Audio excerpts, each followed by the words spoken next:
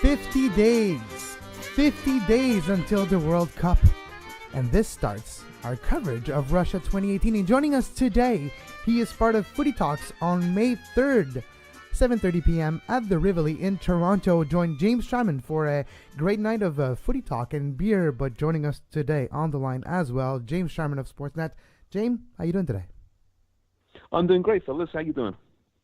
Good. And as Kevin said, 50 days. It seems a little surreal that we're this close to a World Cup. Lot to still decide in the world of the European football before that. But we got to start paying our attention to the summer. And I guess I'll just start with this, James. And are you excited by this World Cup yet?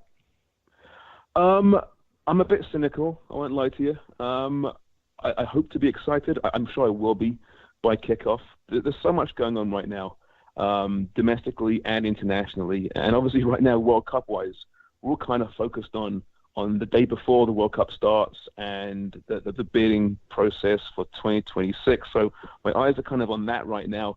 For this World Cup, I hope it's a good one. I have my concerns that it might be overshadowed by VAR. That's obviously going to be implemented at this World Cup. Are we going to see more attacking football than we've seen in recent international tournaments where it's been really quite defensive? You know, I hate to be cynical. Well, no, I don't. I like being cynical, to be honest with you. But I'm a bit concerned about it. But hey, it might surprise us. There's enough talent at this year's World Cup to make it a good World Cup if they're allowed to play. Fair enough. And we'll get into the nitty-gritty of what you think might play out in a minute. But I want to go back to a point you just made there. A lot of our attention is focused on that 2026 bid, which, if you start to do the tracking, is starting to seem a little terrifying in terms of Morocco possibly winning this, outside of them getting kicked off the ballot altogether by failing the inspection, which is still in play. How do you see that right now? Are we right to be worried? Yeah, absolutely. I know some pretty high-ranking officials in CONCACAF see it as a 50-50 at the moment between Morocco and this bid, which seems ridiculous. And that's with respect to Morocco. Listen, it is a good footballing culture there, a good footballing nation, and Africa should absolutely at some point get another tournament. But the bottom line is, from a successful World Cup perspective, the United bid is the better bid. It's as simple as that. I think FIFA are aware of that as well. They know that. I hope there's no dirty tricks at play here as FIFA, leverage voters. The way it is now is probably the way it should be. Every nation gets a vote. It's not perfect. We know that. Why should a tiny nation have as much say as a larger nation? But listen, the Morocco bid is good enough, and they've got a lot of friends in the region around the world. So it's going to go down to the wire. It really is. And unless FIFA get involved beforehand, I think heading to that final vote, it's going to be very much a 50-50. When we're looking at the prospect of 2026, James, we have been talking about this in Canada for a long time. Before the United 2026 bid, there was a feeling that we were ripe to try to bid for this World Cup outright. Would it be seen as a failure in our part of the world if we failed to get United 2026, maybe in the way that what could have been Canada 2026? Yeah, perhaps. I'm not sure for a 40-18 World Cup whether that been the right choice to Canada at this point. I mean, that's a huge undertaking, and that's, again, why you can point fingers at Morocco saying, are they ready for this? That's a big, big World Cup. Logistically, it's very difficult. Could Canada have managed it? Perhaps, but, the fact that Vancouver pulled out when they did suggests that perhaps it hasn't got quite the support that, we thought it did have across the country. So I know the big sentiment regarding this bid is that the anti-Trump, anti-America sentiment is the main reason why, if this bid loses, that I'm not sure whether Canada would have luck without that. But from a financial standpoint, I think it would be a large undertaking just by one nation. I think you're going to see more and more of these bids down the line. It just makes more sense for a number of reasons. So I don't really think having a single bid by Canada would have made much of a difference. You mentioned VAR. Let's move to Russia 2018 for a minute. Well, for a few minutes. VAR will be introduced at the World Cup level for the first time. And in recent history, if we're just taking Major League Soccer over the last, 8 weeks, it has been controversy filled. It has been either calls where we would the layman of of pundits were saying, yeah, we should have gone to the video review. There was none. And when video review was called upon, to our surprises, we see red cards at some points. What is your thought on VAR being into the World Cup this summer? I think it's too soon. I really do. And listen, I don't know if we need VAR, but it's not going anywhere, right? So I'm one of these have to begrudgingly accept it. It does have some good attributes, of course. It can, make some right choices. But the bottom line is, at this World Cup, there's going to be a lot of officials, a lot of referees out there really using it for the first time, or at best are very inexperienced using it. So I'm not so concerned about the issues as far as getting the calls right or wrong. I think they'll get them mostly right, but it's just get into that process, get into that point, how long it's going to take, how the flow of these games are going to be broken up. That's my big concern right now. I think it could be a complete joke, quite frankly. It can be a real mess, and we're going to see some big moments perhaps ruined by VAR, which is a work in progress. And the Premier League has been criticised for being Neanderthal, but for not implementing it next year. But they're doing the right thing. They're saying, let's just weed out the issues here. Let's get all the kinks out and figure out how best to implement it, and then bring it in a couple of years' time. I think it's too soon for the World Cup, and I think we're going to see the World Cup affected by it. Every 2 years, those that follow England convince themselves that maybe this might be a time for a breakthrough. They have had some success at the youth levels. I don't know whether that's going to convert in any way whatsoever to a senior level ever, but talk a little bit about England and what you expect from them in this tournament. You see, I'm one of those people, unfortunately. Right now I can look at this squad and this team and look at their record and their results and say, this team's just not good enough to compete. They're not going to go very far. But I know when I see that anthem in that first game, I'm thinking, actually, it's not a bad team. It's pretty good. Listen, they're a decent team. People like to dismiss England, saying that they're either terrible or they're great, right? They're in between. They're an okay team. They could make a run to a quarterfinal potentially, and that would be for me success. But quality-wise, they're just not up there with the Germanys and Spains and Brazils, and that's no surprise to hear that. I do like what Gareth Southgate's doing. He's making it more of a meritocracy, it seems. He knows what he wants in a player. He knows the system he wants to put in place, and he doesn't care about your name and whether you should be there according to the past. So he's going to pick, I think, some fresh faces. And like I said, their group, it's not the toughest group, really. Belgium, obviously, is the better team in that group. Panama, Tunisia, they can cause issues. We know that. Of course, we know that. But frankly, England should get out of that group and then maybe play Colombia, potentially, in the second round.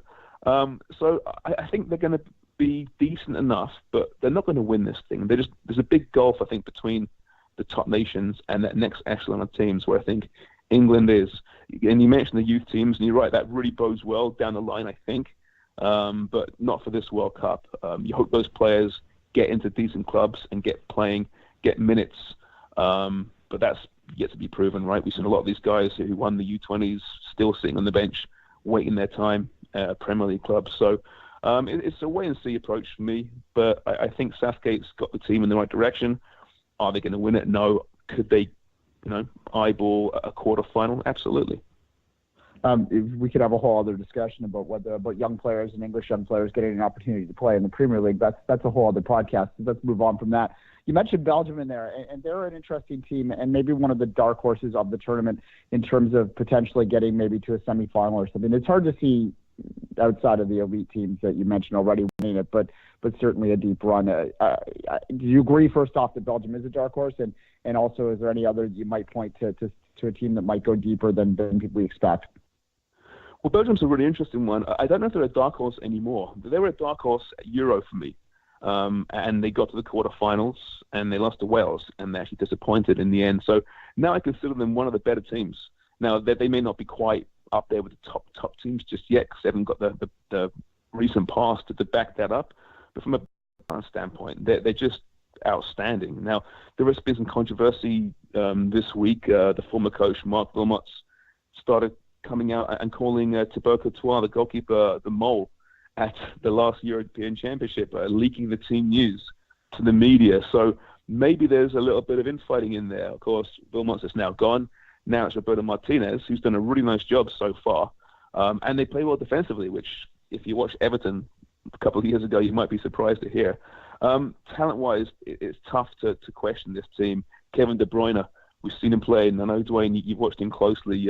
He's no surprise anymore, is he? He's not going to surprise us at the World Cup. He's the kind of player that could own this World Cup. He's that good. And he's got the supporting cast around him too. Eden Hazard looked great yesterday. If he's happy and motivated, watch out. Romelu Lukaku, he scored goals this year. So, yeah, and Belgium very much a team to watch. Like I said, I don't think they're a dark horse per se. I think they should be considered one of the better teams at this World Cup. As far as other dark horses, it's not often you see, or in fact you don't see, dark horses winning World Cups. But going deep in tournaments, teams that perhaps you didn't expect to do very well, you look at a team like Egypt, that might be one. They're exciting. I know they're kind of the hipster's choice right now with Mo Salah doing what he's doing. I know El Neni got injured this past weekend. I'm not sure his status for the remainder of the season. But looking at their group in Group A, Egypt's with, I believe, Russia, Saudi Arabia, and Uruguay. Not a tough group. Egypt could definitely get into the second round. And with that might make them a dark horse candidate to do well in this tournament. So I think there's quite a bit of parity beneath the top teams in this World Cup. There's some relatively weak groups too. So you can see some teams sneaking out. And then, as we know, in knockout round soccer, anything can happen. If we're going to be following suit from Euro and you're going to see these lower teams playing a certain style, defensive football, they might get some big scalps. So it's going to be interesting. Very rarely in the world of sports and soccer, James, do we mention a scoreline and know exactly what we are talking about. I'm saying I know what you're talking about. 7-1. What are the fortunes for Germany and Brazil in Russia, in your opinion? Sorry, say again. I missed the last part. Sorry. What are the fortunes for Germany and Brazil in Russia? Oh, right. We're looking at the 7-1, of course, in Rio. Now, Brazil, can they bounce back? Can Neymar be ready in time? And is Germany the outright favorite? Yeah, 4 years later, right? And once again, these two teams are scrapping it out among the handful of favorites at the tournament. Brazil, listen, this could be their tournament again. It probably should have been last time out. The Neymar injury obviously cost them, and he's hurt again now. I'm sure he'll be there at Russia. A broken foot's a tough thing to recover from. The time is always, it really depends on the severity.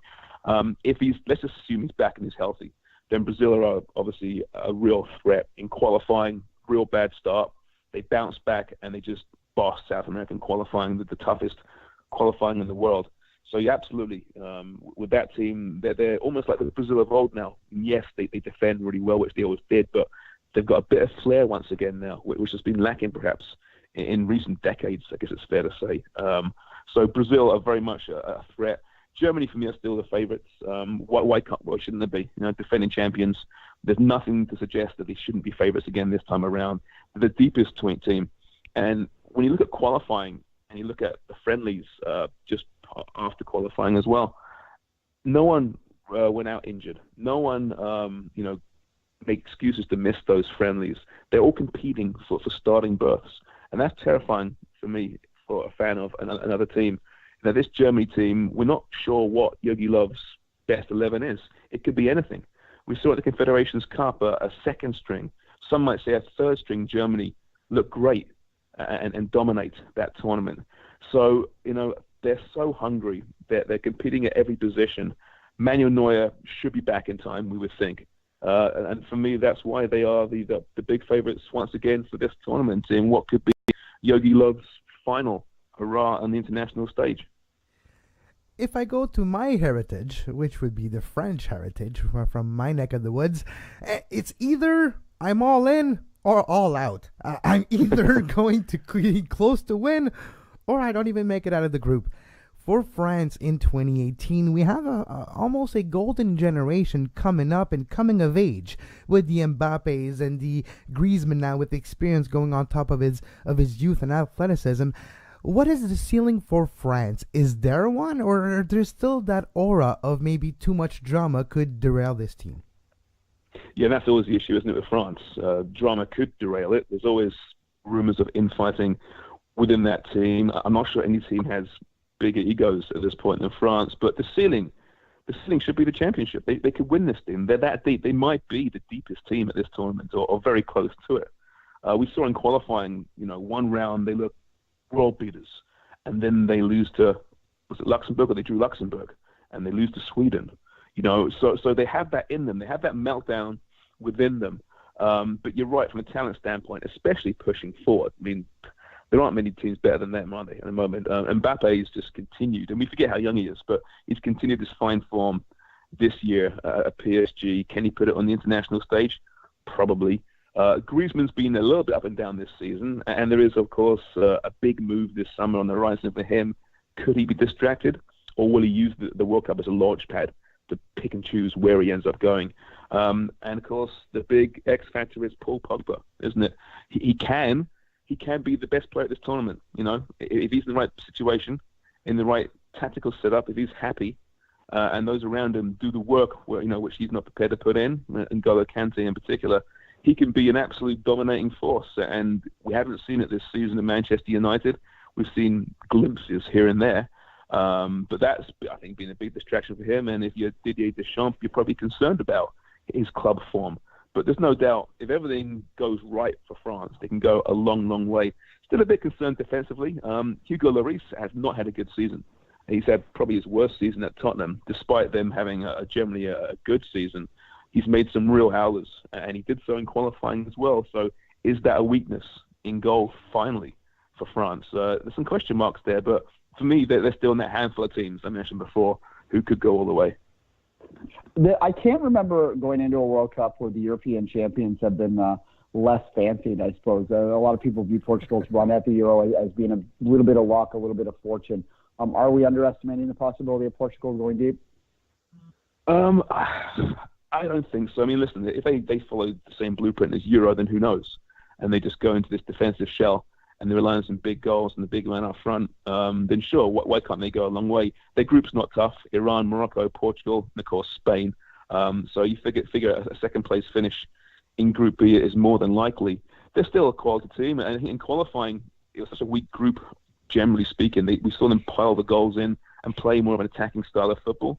But when it comes down to the actual big tournament against the big teams, will they go back into that defensive shell, which served them so well at Euro? But I think you're right. It's not often we speak of a European champion as being, one of the also-rans. They should be considered a contender, given that. But listen, that was a strange Euro, wasn't it? And with all respect to Portugal, they deserved it. It was a strange one. It wasn't a great advertisement for the World Game. And us, I know I'll be getting a lot of hate for this. I've been getting it since Euro finished. But that's the bottom line. That they won a weak tournament and they played a certain style of football that isn't a great advertisement and probably didn't show off their skilled players as much. But listen, it's Ronaldo, right? And is there any player in the world you want in the big game than him right now? Probably not. So they're a team in that second echelon for me that could go on a deep run. But as far as winning it, they're not in a contender status for me. Potentially three Champions League titles and a European Championship. He certainly does have some backing up on terms of his at a big game. We could go many ways for the last question here, but I'm going to end up going with Argentina just because there's such an enigma. Messi obviously never really broken through at the top level. I don't know how much of that is fair to him, how much is on him. But what is your thoughts on Argentina heading into this World Cup? Yeah, they're a strange one again, aren't they? They're a hard one to get a grip of because they almost failed to qualify at the World Cup. For the World Cup in qualifying. It was a dreadful, dreadful campaign. Jorge Sampaoli comes in and he's finally figured something out. It took a while. He had to lean on his main man, Leo Messi, again to lead him all the way. But you look at the names, on this team, the Acharis, Dybalas, Higuain's. I'm not sure he can start games. They're so good going forward. Defensively, there's still some major issues there, and maybe they are still too dependent on Leo Messi. But can you blame the manager, the coach, for being too dependent on a guy who's that good, the best player, arguably, of all time? It's going to be an interesting one with them because they could win it, or they could crash out in the first round. They're one of those teams, aren't they? And if I remember, their group's pretty tough. Croatia, Iceland, and Nigeria, right? You're going to have to earn your spot in the knockout phase from that. But listen, I still I fully admit it, I'm a totally biased Leo Messi fan. The guy can do no wrong in my books. His legacy will not be tarnished one bit if they fail in this tournament. And because of that, I still believe he can be the man to lead them forward and out of this group and on a very deep run. And no one wants to face Leo Messi in a knockout phase, as simple as that. So I still think, I mean, is it crazy calling them a dark horse? Probably crazy. You know, it's Argentina after all, but they might be the one. You know, I don't hold them in the same degree of respect as I do Brazil, Germany, Spain, etc. But they're not far off. So if you want to go back to that first question about a dark horse, it sounds ludicrous, but they might be the dark horse for me. Fair enough. But real quickly, I lied. It's not the last question. Is Russia the worst host that we've seen maybe since South Africa, I guess? Yeah, I was going to say South Africa. They're a pretty abysmal team, weren't they? Russia could be, well, the worst team. And in the worst group we've seen for a long time, too, in Egypt, Russia, Saudi Arabia, and a very consistent Uruguay team. You know, people say that you need the hosts to stick around in a tournament to keep the buzz of the tournament. And that's true, I suppose, if you're actually at the venue in the country. But for us on the outside looking in from other countries, I don't care. I want to see the best teams progress. And aside from Cochran, I'm not really sure who they have to lead this team. Very, very average in the friendlies building up to this tournament. And, of course, that they were very poor at the Confederations Cup as well, on home soil as well. So I think you're right. Them and South Africa are vying for the title as the worst host. Fair enough. Until 2026, maybe, if we win the bid. But we'll leave that one off alone. True. Thanks. All right. James Sharman, you'll be at the Rivoli on May 3rd at 7:30 p.m. You get the tickets online for that. It's good to bet a bit there before Sportsnet every week, of course. Thanks, James, for your time today. Thanks, fellas. Anytime.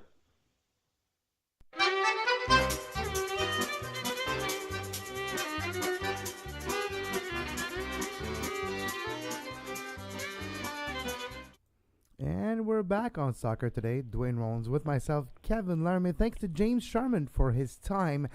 50 days out of the World Cup. Duane, when I'm telling you 50 days out of the World Cup, do you believe it?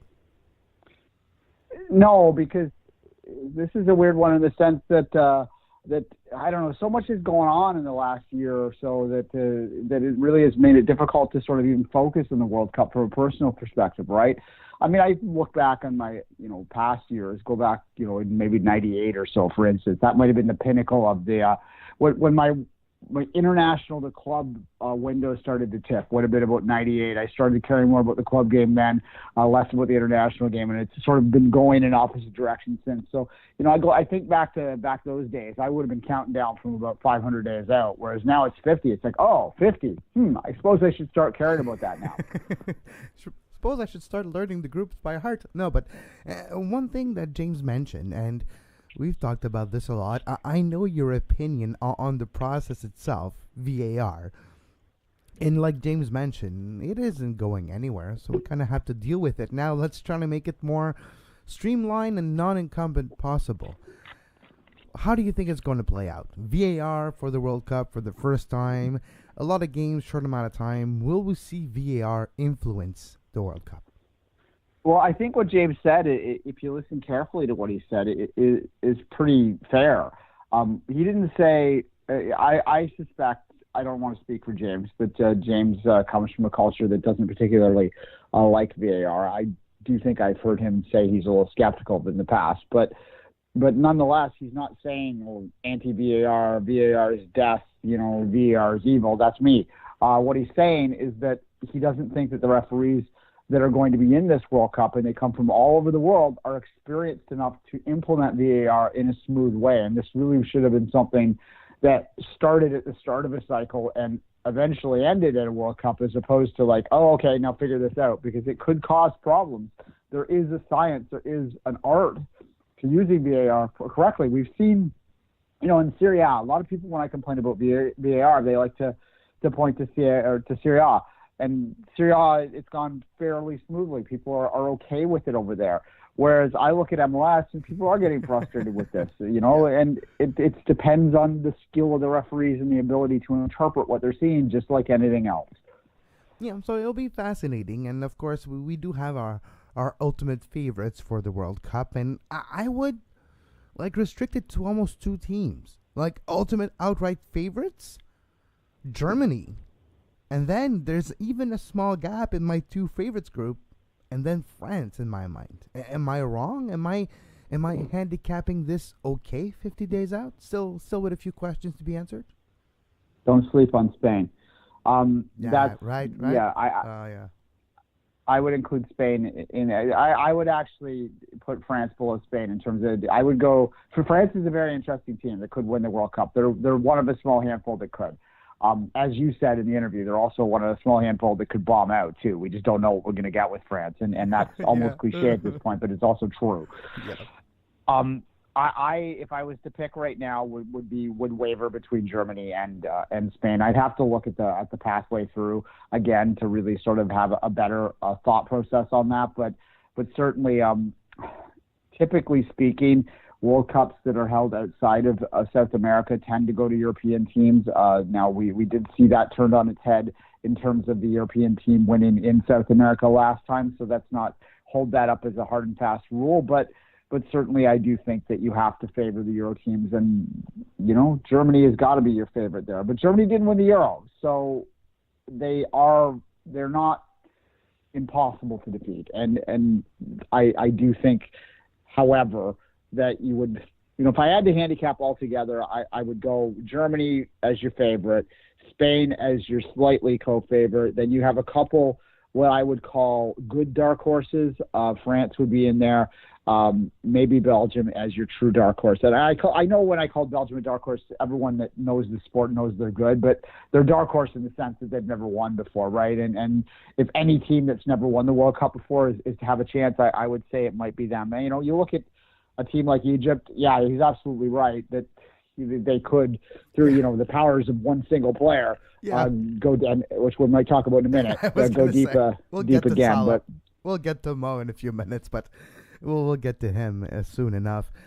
When I'm looking at Mexico, you mentioned a team that never won the World Cup. Mexico is the one team that made the trip to the World Cup finals the most amount of time with never winning it. Now, my question to you, Duane, is how far away is Mexico? And being the biggest CONCACAF representant, and not having Canada, not having USA, the biggest threat out of CONCACAF is Mexico. Should we switch allegiance? Is it okay for us to follow Mexico, never mind cheer? It's okay to do anything you want. That's my answer to that question. That's good for everything in life, but yes. Yeah, it's not wrong to cheer for Mexico. It's not wrong to cheer against Mexico. I, on a personal level, do tend to root for the CONCACAF teams at a World Cup because I want the region to get better coefficient. And I don't know, they're a bit of an underdog too in terms of what Mexico could do in this World Cup. They got a really bad draw. They'll probably get through, but then they're staring. I'm trying to think who it is. They're staring in the face, but they're round of 16. I think it's Germany. Will be absolutely very difficult for them to get past. So it wasn't a great draw for them. Costa Rica. They're in with Brazil and Switzerland and Serbia. That is a very tough group as well. The Serbians, you don't want to sleep on that. The Swiss, as much as they're not inspiring, they do tend to make the round of 16 each World Cup. So that's a tough draw for Costa Rica. And Panama, first World Cup, let's see what they can do. And really anything that they get out of that's going to be fine. I'm so happy that Panama's there because it eliminates one of the choices of song I need to do for our preview for Panama because, it's going to be Van Halen. So that one's easy. That's one of my favorite song related to soccer that has nothing to do with soccer, and it's a throwback for me, Duane, to back when I used to do Off the Woodworks, and I had like 2 listeners, and I could do pretty much whatever I wanted with audio. Put like copyrights, what are those? Exactly. But if you like what we are listening to right now, World Cup today, this will be our World Cup coverage. Every day or so, pretty much every day, daily, during the World Cup, especially in the first 2 weeks when the group stage is prevalent everywhere and taking over the entire world, we will be live daily to give you your World Cup coverage in this iteration of Soccer Today called World Cup Today, of course, with new imagery, new segments, and different segments. Of course, one famous segment that we had during the Olympics for Duane and I is our medal segment that you have seen a version on Soccer Today with the boule de bois and the ballon d'ors.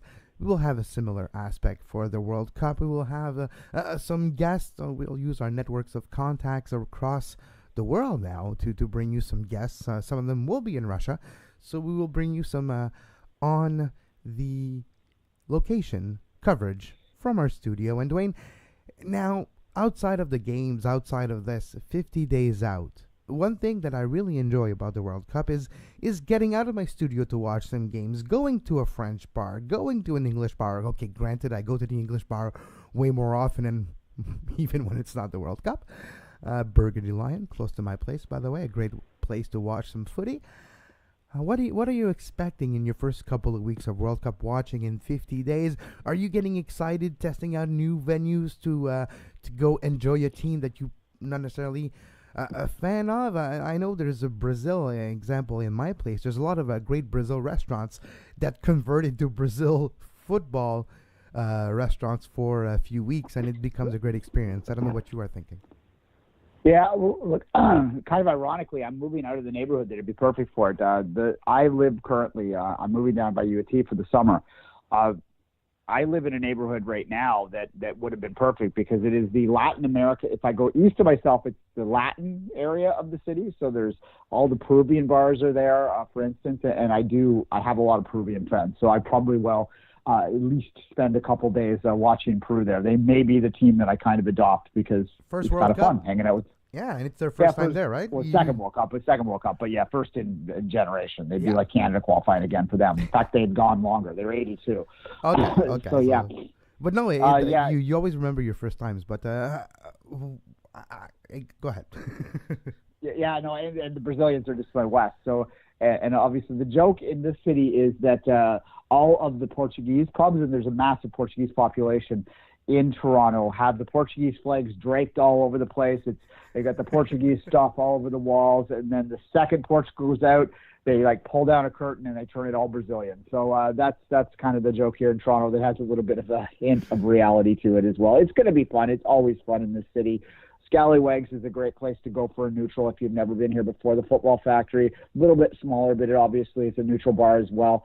There's tons of places. I mean, it's not 1998 anymore in this city. There are probably about 25 different bars that prioritize soccer in the city at this point, and they'll all be hopping. Every place in Toronto is hopping during a World Cup. It brings out the hardcore, the softcore, and the no-core all in one to watch footy for a month, and it's a lot of fun. This will conclude our World Cup Today segment for today. We'll be back next week with another iteration of World Cup Today, leading up to June 14th, where we will go daily with our World Cup coverage. We'll be back after this terrible Russian song.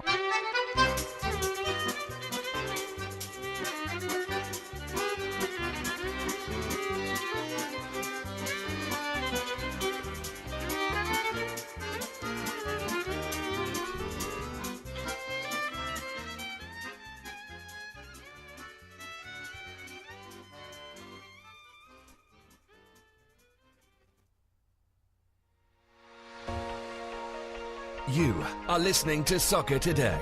Follow us on Twitter at SoccerTodaySPN and like our Facebook page, facebook.com/Sports Podcasting Network. You can find the podcast version of all the shows we do on iTunes, Apple Podcast, Google Play Store, TuneIn Radio, iHeartRadio, and anywhere you get your podcast. Patreon.com. That's Patreon.com. $2 a month gives you access to the Two Solitudes Soccer Podcast for patrons only, where we dropped some news last night. Everything you ever wanted to know, and everything Duane and I and Keaton know about York 9, Duane. And this has dropped last night. Make sure you subscribe to learn who the owners, to learn what the colors are going to be, where the stadium will be, what it's going to look like, the philosophy behind York 9. Subscribe to the Two Solitudes Soccer Podcast, Duane. Fair enough, and there is an event in Vaughan tomorrow that will be in attendance too for probably next week's Two Solitudes podcast. If you want your Canadian Premier League news, we're not going to ignore it completely on Soccer Today, but primarily it will be pushed to the Two Solitudes podcast. So if you want that news, you like that news, it's only a commitment of $2 a month or more, a pledge of $2 a month or more to allow us to access that, or allow yourself to access to it. So So yeah, it's a lot of great material, and it takes a lot more work to sort of produce the Canadian Premier League stuff. So that's why it's behind the paywall, but it's worth it. $2 a month. What do you pay for coffee a day, right? Like, Come on, man. Someone told me on social media, like, I was interested to listening, but I have to pay. I'm like, well, this goes for maybe a bit too philosophy this morning, too philosopher's microphone, maybe philosopher's stone. But in life, if you want quality, if you want that quality to stay, you have to pay $2 a month or more. And we appreciate all your support. Duane, I have a bit of a bad news before we move on to, it's terrible news, before we move on to the Champions League talk. And I want to give my condolences to the family of Pierre-Richard Thomas, former Montreal Impact, FC Supra, player in the 80s, 90s in Quebec, a coach as well, a private coach, soccer coach, helped a lot of players become better, helped a lot of coaches in the region of Montreal become more involved in this game, was a famous face around soccer pitches across the region here, and we send our thoughts to him. He represented Canada at the U20 level in the late 80s, early 90s as well, and I want to send out my condolences, my thoughts to you, Pierre Richard, and if you're listening to this anywhere out there and you need to talk, you need to be listened, you need to share, you need help, well, get it.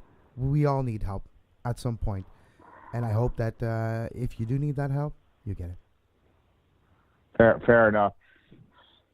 There's no possible real good segues from this, and I didn't want to end the show on a bummer note, so that's why I'm talking about this. Liverpool, Roma, it live up to the hype. How about that Mo kid? I don't know what you think, but he's pretty good. I think he's having a decent season. The first goal, he scored that touch around and curled to the top corner. Yeah, that was something. He's obviously taken the momentum for Player of the Year. Grabbed that by his own. He has a lot of people suggesting that he can single-handedly move Egypt into deep into the World Cup. Certainly, Liverpool has gone. Well, it looks like, although the last 10 minutes took it from a sure thing to a probable thing, but it looks like they're going to be in a Champions League final, and no one had that at the start of the year. Tremendous game, tremendous performance altogether. Those last 10 minutes, we should probably talk about a little bit. Had they scored one more goal, I would have been willing to go completely 180 on this, Kevin, and say that Roma took it from eliminated to 50-50, they advanced had they scored one more, but because it was only the 2 goals to come back. Now, a 3-0 win at home is not impossible, and if you're a Liverpool fan, if you're Jurgen Klopp, you're kicking yourself right now because you really were almost fully. You could have started buying the ticket with 10 minutes to go, and they score those 2 goals, and they at least put a little hint of doubt in for that second leg. I still think that the way Liverpool plays and the way that Roma wasn't able to handle them defensively, that Liverpool will probably score road goals. So I would say that this is 98% Liverpool's, but it was 112% Liverpool with 10 minutes to play. There's something about this Liverpool attack, and yes, the departure of Coutinho, I think, was almost a benefit. It was almost a positive, because when you have one guy that not that he's necessarily worthy, but you have other players put on a pedestal, you kind of look for him maybe a little too much, like Zlatan in LA that we talked about yesterday. When you take that out and you just construct, you create, and you have a guy who's on fire, but Mo Salah, the way he scores and all the bunch of goals he scored, it's never like people being selfish or people being selfless and he being selfish. No, it's always he's at the right place at the right time, gets the ball, scores, finish it, leaves it for Mane or for Firmino. We've seen him play amazingly, and it's like a team. It's the building, it's the final third, how they are incisive and dangerous and clinical in their finish. I'm surprised by this Liverpool attack. And yes, Virgil van Dijk, they paid £75 million for him a few months ago. He seems he was worth it because they reassured a bit of the defense too. So no, I have been surprised by Liverpool, Duane. Yeah, there's an element of chaos to how Liverpool plays. and I say this completely respectfully, there's it's chaos theory out there a little bit, and I think that's why you look at their success in the Champions League and you go, well, why aren't they higher up in the league standings? But I think what happens is that the teams, when they're able to break down Liverpool and focus on them over a 30-game, 34-game schedule, 38-game schedule, they're able to sort of find vulnerabilities in what is a kind of a loose tactic, right? But in a short sprint like the Champions League, they can completely overwhelm teams that just don't know what the hell they're doing. That's what happened with City. It was chaos out in that 30 minutes, and they just weren't able to adapt through that pure sort of physical, fast, skillful attack that doesn't really have a rhyme or reason. Not to belabor that last round, but certainly there's an element of that, and that's why if you get this team into a Champions League final against Real Madrid or a Bayern Munich, don't sleep on them winning the damn thing, because same thing. They're going to come at them in a way that these teams are not used to having teams come at them. And this is where I think the City example plays a role, because Liverpool was a slight favorite against Roma for sure. But against City, where they were massive underdogs, they just said, screw this. We're going to go out and we're going to attack them. We're going to throw things at them, and we're going to see whether we can break them down. And they caught them completely off guard. And I could see the same thing happening in a final. That said, the other side of Liverpool is those last 10 minutes. They are vulnerable. They can allow. They can allow quickly, and they can allow badly sometimes. And, if you have another worldly player like Ronaldo in a final, then I'm still going to ultimately, as much as I can respect Liverpool and say that they have a chance, I'm still ultimately going to go, yeah, the guy with the best player is probably going to win this thing. And that's that. But they're probably in the Champions League final. That is surreal. This is a club that has such a weird history in the sense that they haven't won the league since 1991, but yet this would be their third Champions League title since then. So that's their European Cup Champions League title. That's just bizarre. Yeah, that would be bizarre. One thing that's a bit less bizarre today: Real Madrid, Bayern Munich. The final before the final, maybe, depending on how Liverpool or Roma will play against the winner of this tie. Madrid really focusing on the Champions League this year, outside of maybe, like you mentioned yesterday, wanting to break the streak of Barcelona in a few weeks in a Clásico of all Clásicos. What is the biggest danger for Madrid today? Bayern Munich, one of the best teams in the world, but they're no Real. Yeah, I mean, complacency, I guess. No, Bayern Munich's a damn good football team, so their biggest risk today is the simple fact that they might run into a team that on the day can beat them, because Bayern Munich on the right day can beat them enough times. They're still the favorite, though. Real Madrid's been the favorite to win this competition since probably the start of the group stage, or knockout stage. They had a bit of a slip up in the group stage that made you go, maybe, but no, they've looked likely to win this, and it would be a remarkable thing. It would be such an interesting season. We have not talked about Spain a lot this year on this show, and part of that is because Spain has become immensely predictable, so it can become difficult to really break down week in, week out, because what you're talking about, it's kind of boring. It's kind of the same thing. Maybe is Valencia better than Atletico this year? That there's debates like that, but it's not necessarily the most exciting. It's fun to watch. I like watching La Liga, but in terms of analyzing, it's not that fun. Anyway, but that said, this could be one of the most remarkable things ever. You could have, one side of the great rivalry in Spain winning an unprecedented third straight Champions League title, and then the other side of the great debate having an unprecedented, not perfect, but undefeated season. And that's surreal. Like, you could have debates forever about what is more impressive. Which one is the best? I'm not sure. Sure. We'd say it's Barcelona because they had the upper end, but if Madrid beats, it's like you mentioned, it's like saying back in the day, or maybe now with what's going on in the world, which comics are better, Marvel or DC, right? It's almost that. Who's Marvel? Who's DC? Yeah. Yeah, I mean, I tend to lean towards the league as my bias, so I would say that what Barca's doing is more impressive than winning a straight sprint playoff. But then again, 3 in a row. I've watched Champions League for a lot of years, and it's a tough competition to win once, let alone 3 times in a row. So that's not impressive either. It's an interesting sort of thing, and the only other caveat, this is a World Cup show, so Ronaldo going to play in a Champions League final and then immediately have to carry Portugal just a couple weeks later? How will that affect the World Cup chances for Portugal? Maybe there's a tie-in to the overall theme of the show today. Yeah, there is. And let's finish here. We talked about Mexico. Who's in Mexico tonight? TFC. The second leg, the last leg, the last game in the 2017-2018 Scotiabank CONCACAF Champions League. The new trophy that is kind of like just normal. I'm a bit indifferent to the new trophy, but it will be handed tonight, Duane. Toronto are down. They're traveling to Mexico. What do they need to do tonight to come home with a trophy that no Canadian or American team has ever won in this iteration? This is going to sound a bit trite, but they just need to play their game. This is a team that has proven that they can score in Mexico. This is a team that has proven that they can score.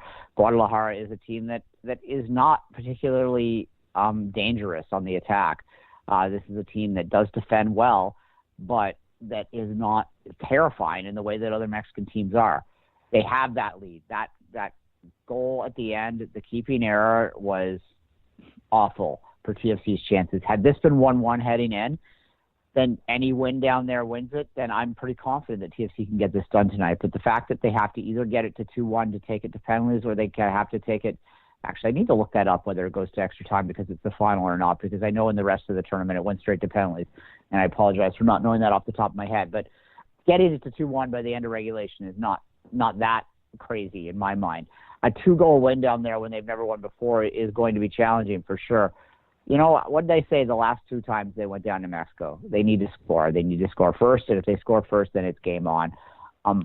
You know, percentage-wise, to put my famous percentages on it, I'm going to go 80-20. I do think TFC has a chance. It will not be the greatest comeback or upset of all time if they do turn this one around, but it is certainly that late goal hurt them, and we'll see. What's also hurting them is how beat up they are, and that's going to be interesting to see how they react.